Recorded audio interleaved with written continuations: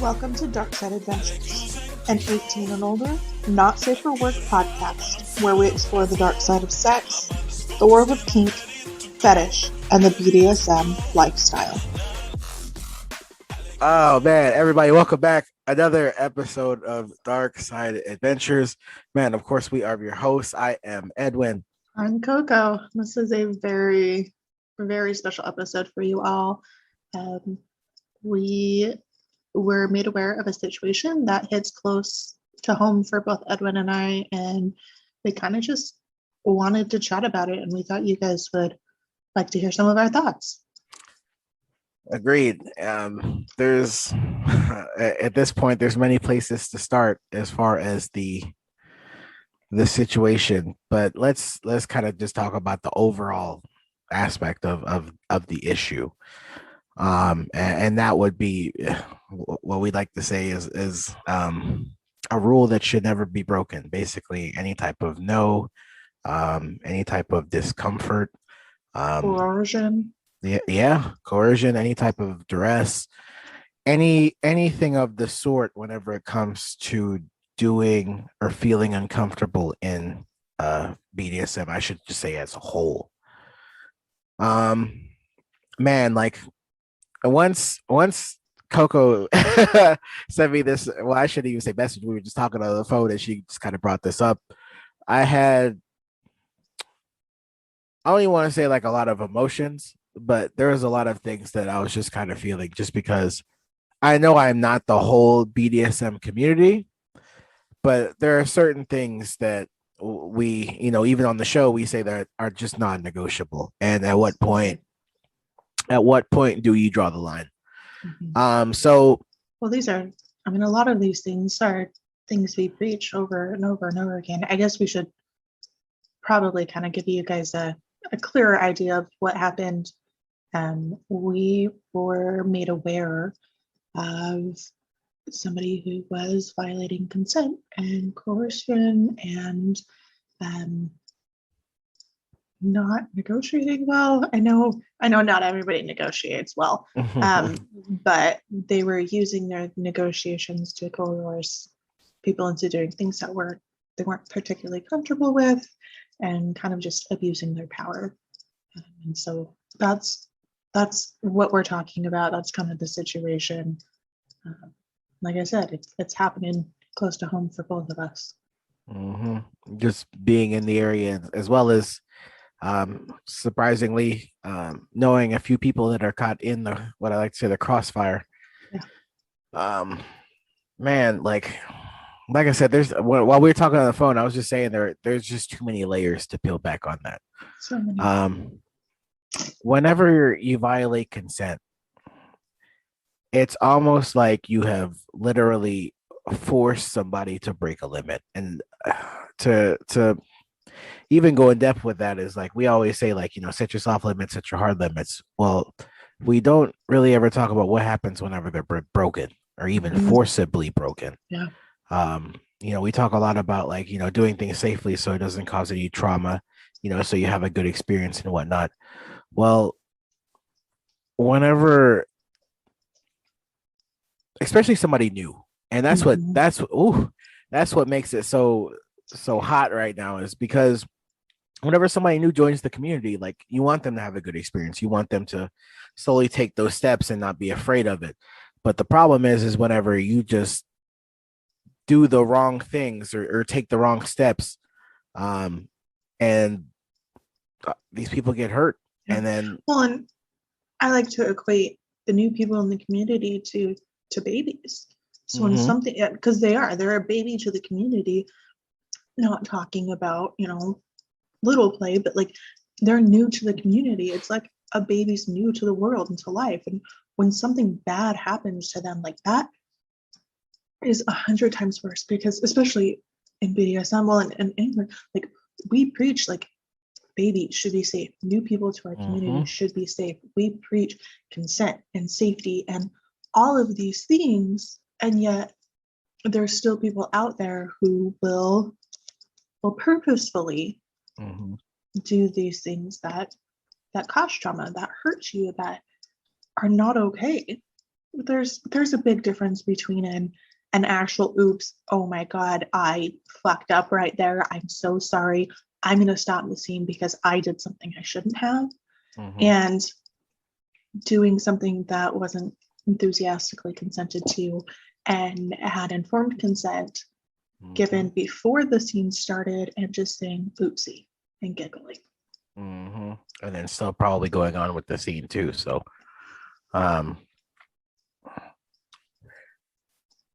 there's a lot in question, and I'm just kind of like internally fighting with it, because I understand where everybody's coming, or I shouldn't say everybody, but I kind of understand the people who've been hurt are coming from. Like, this happened to me, I don't want to see this happen again. How can we prevent this? Like, at least I'm speaking up, I have the courage to say something, because a lot of people, they get hurt and they don't even tell you. And they just leave the community, and that already in itself is a bad rap, because then you get the people that are saying like, oh, kink is terrible, blah blah blah, like I've been hurt, anyway.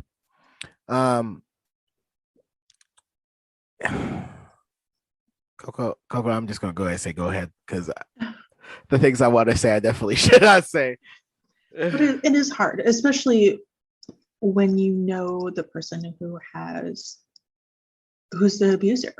And in this situation, it's not one person coming out for a one person against the other person said a he said she said situation, or she said she said situation. It's multiple people coming out with the same story and very similar situations and very similar issues happening. And so knowing the abuser, it's really hard to be like, well, it's very easy to be like, oh, they wouldn't do that. It's very, very easy to think that, oh, like, I know this person, they wouldn't do that. And it's hard to remember, because emotions get involved. It's hard to remember that just because one person doesn't abuse you, doesn't do anything like that to you, is okay to you, doesn't mean that they aren't abusing somebody else, they aren't hurting someone else, they aren't violating the consent of someone else. And it's a fine line to walk, because yeah, you want to give everybody the benefit of the doubt, but it's the more, especially in the beginning, when one person comes out, I have been on both sides of it, and I have seen people come out and say awful things about somebody that weren't true, but because of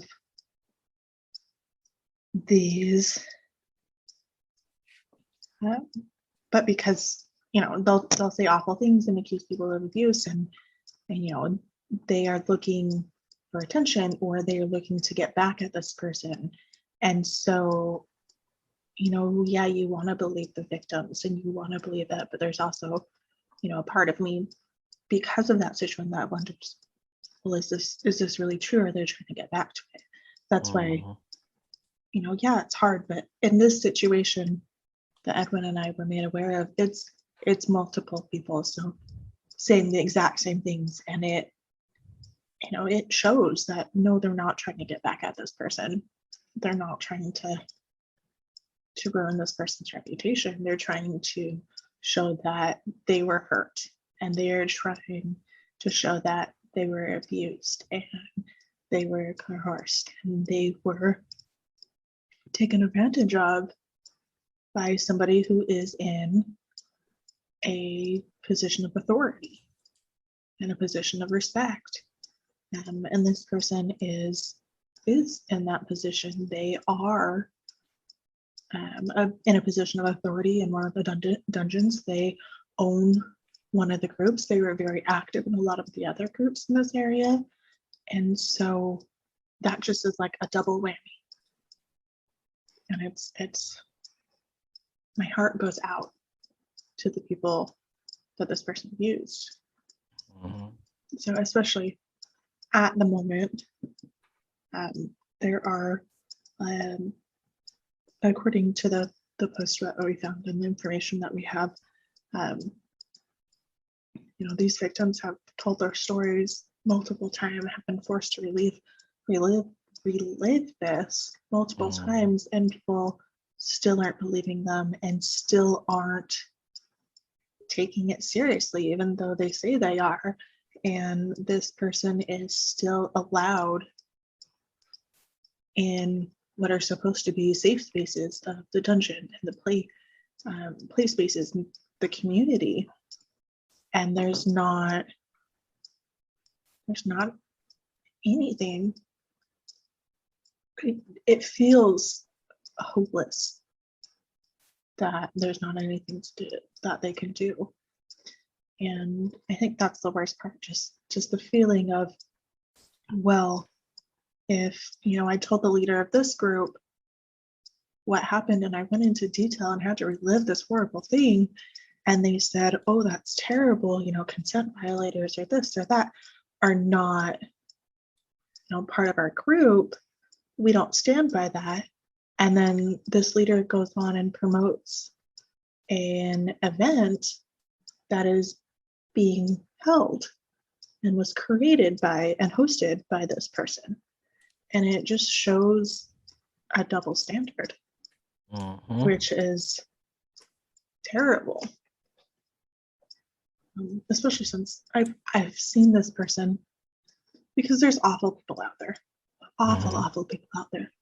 And, in the community, you do see, sad as it is, you do see people who abuse their authority, who violate consent, who don't listen, who don't give the other side of the slash their proper respect. And I have seen this person go all up in arms for the victims and fight for the victims, and yet here they are abusing them. And it's terrible. It's rough. And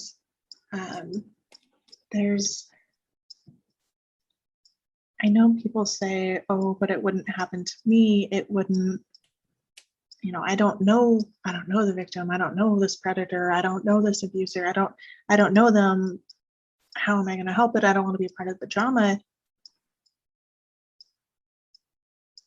Well, yes, I can understand that, because by, quote unquote, injecting yourself into this drama by finding out what's happening and siding with the victim, yeah, it does create a bigger thing, but it also supports the victim, which is what we need. And it promotes I like how we'll put this article that we found, not really article, but like this message written out that we found down below, if you guys want to read it, but it says in here, and I really like how they put it. So it says in here, even though he tries to downplay his connection by saying he's a volunteer, like that's supposed to be an excuse. So you would help them being the abuser for free. Would volunteering to help a group of people that committed or protects crimes or unethical behavior make your support for them any less relevant? This personal/individual community mindset has permeated throughout the overall community. Is this any different than what has been happening for years now? On the flip side, only when the group decided it would affect their personal community and social capital would they remove a predator. Nothing will change until this mindset is more about the actual community rather than just you. Community, but the only community that is of concern or are willing to actually advocate for is their own personal community, their group, friends, partners. Only then will they actually care, other than the performative statements of, oh, we stand with the victim. So I like how they put it in here, how the author puts it in here, because it's true. We do preach about community and the sense of community that we have, and how we feel like BDSM is a family, but it's also very high school-esque to me. Mm-hmm. It's split up into groups and cliques, and when things like this happen, when an abuser is brought to light and shown for who they are, that abuser is interweaved with multiple cliques and multiple groups, and only those that are really close to the victim will truly advocate. And that is such a shame. Mm-hmm. Victim or the accuser, at this point. So, man, I had to take some notes there, but no, I think it was like 2 points, not even 2 points, like maybe a point ago, you had mentioned something that I had written down, like in the middle of you talking, but we do advocate, like, practice what you preach. Like, yeah, we're not religious, but I guess BDSM technically is a religion. Practice what you preach. Like, I agree with you, Coco. We do preach a sense of, community, being able to be, trustworthy, as well as, making sure consent is a big aspect, making sure everybody's safe, safety. But that kind of brings me to my next point, is security. And I mean security as in multiple parts. So let me start by saying, when you're in a powerful position like that, or you're running a quote unquote business in that sort, we also talk about dungeon monitors and safety guards, right? Well, at some point you would have thought, after saying no or any distress, that there would be a dungeon monitor that had seen something, or maybe could bring something to light. And maybe on the other hand, maybe there was, and they're, like you said, intertwined with the or I guess interweaved with the webs that they've created. And I'm not gonna say anybody, or like try and call anybody out, or blame anybody, but whenever it comes to new people, a lot of times the dungeon monitors, they can kind of tell if you're new or not, even in a big play space like that. So you would think that somebody would be watching them, along with I guess the accuser and the high authority power. um um it just kind of makes everything feel a little bit weird, because even with that, like, we also preach, like, making friends in BDSM. Mhm. So you would think that there would be a friend to kind of see everything that's going on as well.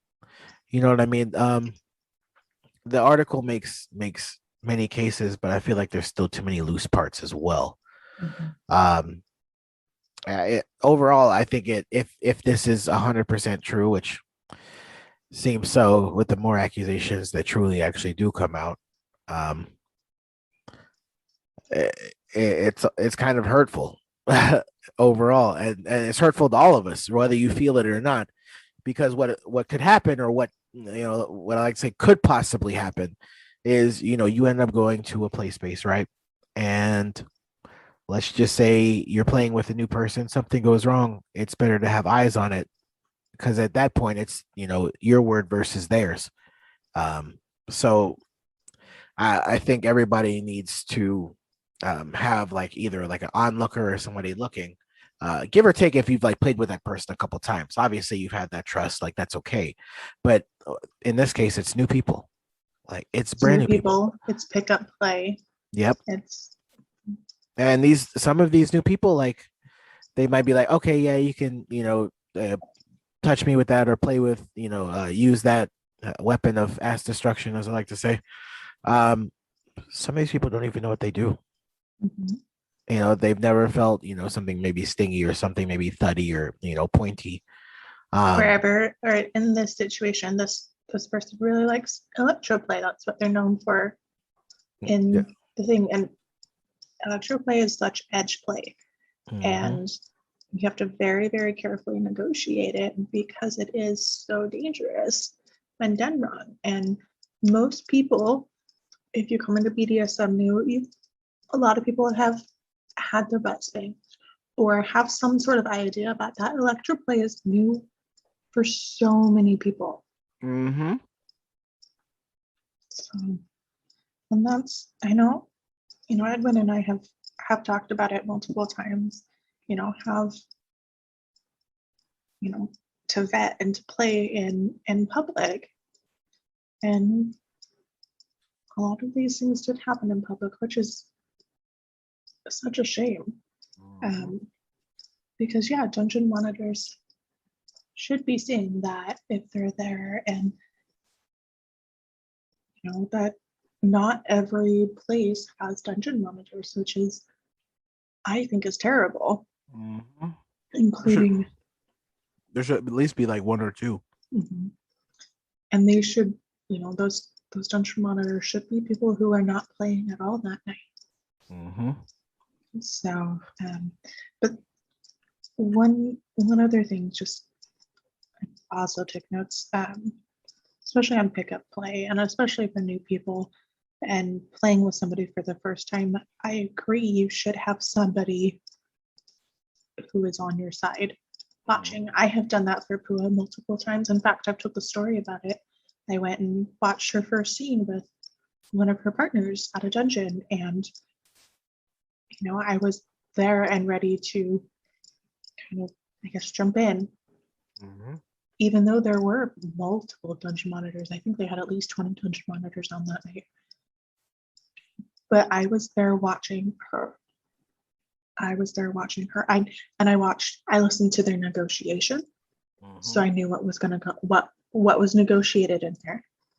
I sat right next to her for the whole thing. And then I watched the entire scene. And I was there to advocate for her when she hit her subspace, if she wasn't able to advocate for herself. Thankfully, she was playing with somebody who was very trustworthy and did not have any issues stopping when she didn't like the one toy and anything like that. But it's rough, especially if you're new to the scene and you don't really have any friends. You're playing with somebody who is,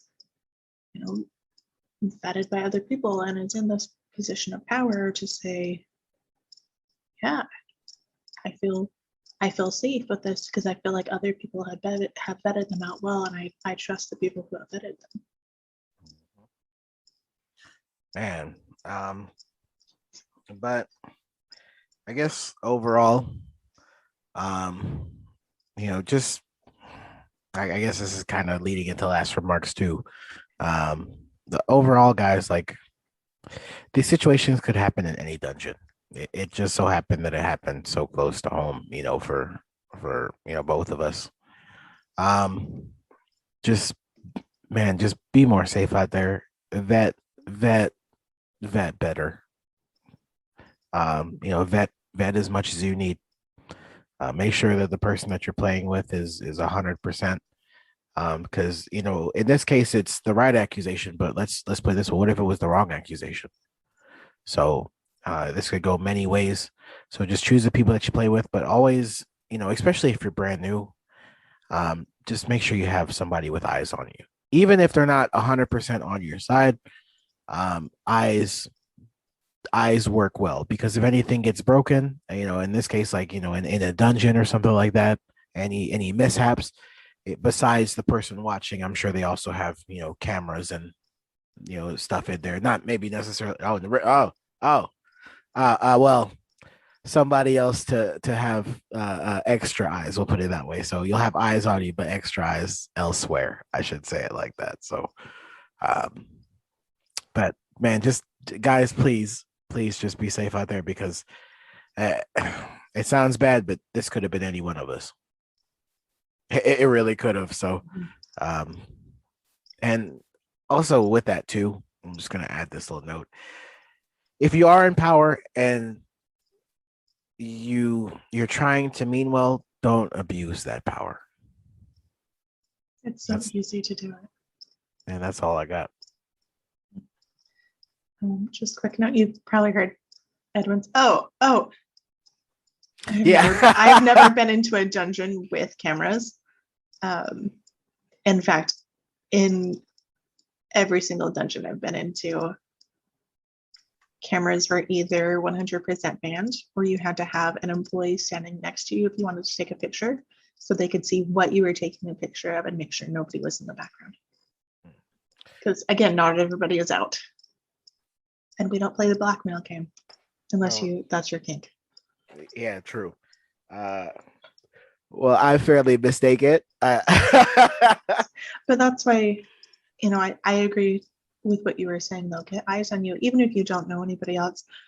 Introduce yourself to a few people. Be like, hey, this is my first time playing with so and so. You should, watch my scene. Or, if you have a friend there, ask them to watch the scene.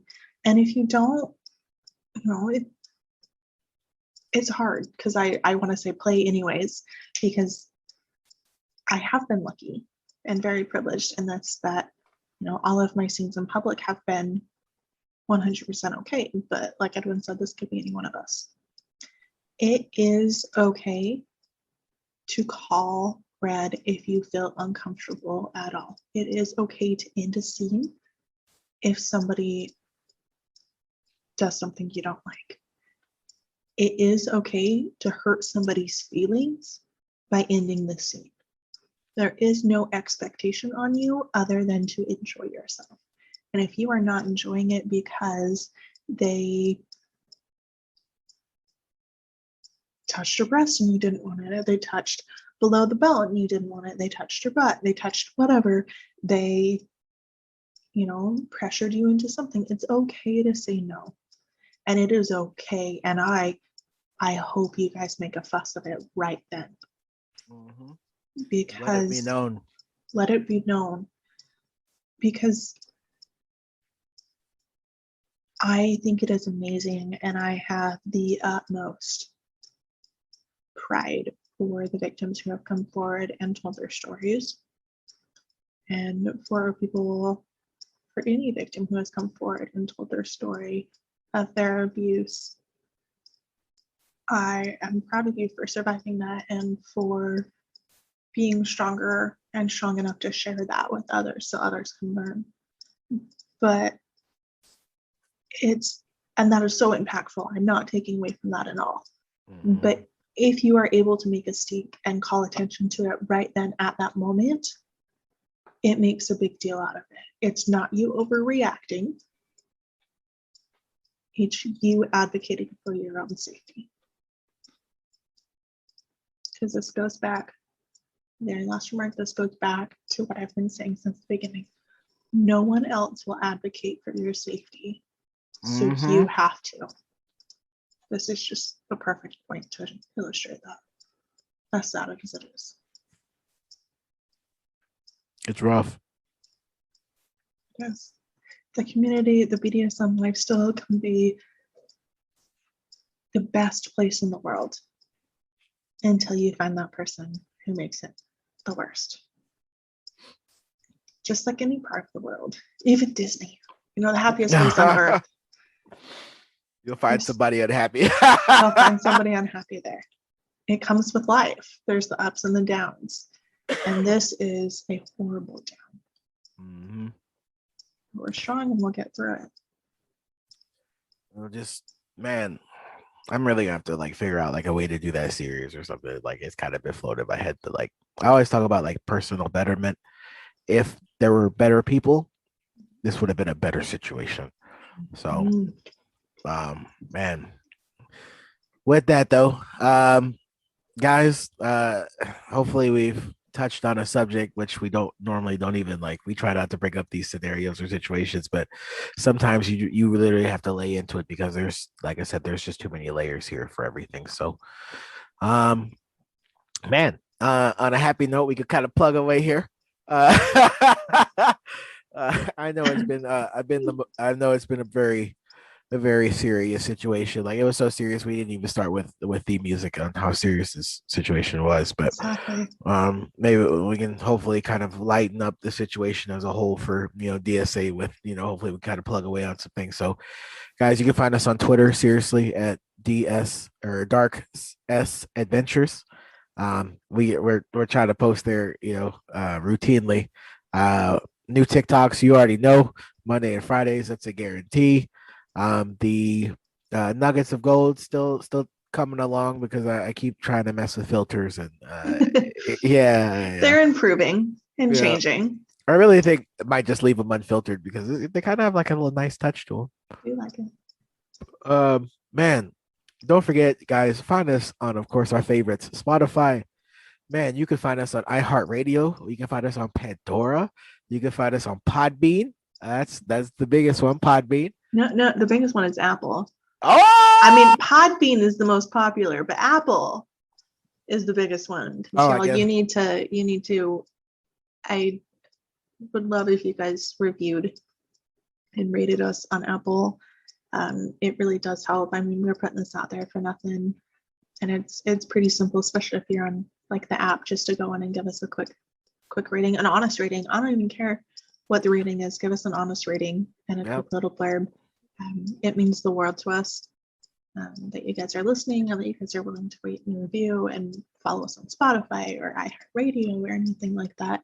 Because the more you guys interact with us, the more we are able to share what we want and what the whole purpose of this podcast is to share the knowledge we are learning with everyone, and you guys following and interacting with us really makes a difference. Mm-hmm. And of course, you guys have hopefully already been informed, but we are having our last episode here soon, which means we will be wrapping up the 24 hours of kink. It's a little sad, but also a little exciting too, only because this is just one chapter of many. It's so nice to just like talk about a situation that we're like, what, we're gonna at least do 24 hours of kink and we'll go with there. So maybe we'll find a way to kind of put it together where you guys can just kind of binge it or just listen to it back to back and then just kind of make something for it where it's 24 hours of kink. Yeah, super excited for that. We appreciate you guys listening to this episode, even though it is kind of a downer. Not kind of, it is a downer. But we just felt it was important for us to talk about it because this is something that happens. And although it's not something we want to talk about, we just felt that it was something that we should talk about when this opportunity presented itself. Well, guys, be safe out there. And like we say, vet. We are your hosts, of course. I am Edwin. I'm Coco. And we are out of here. We'll see you guys next time. Adios. Bye.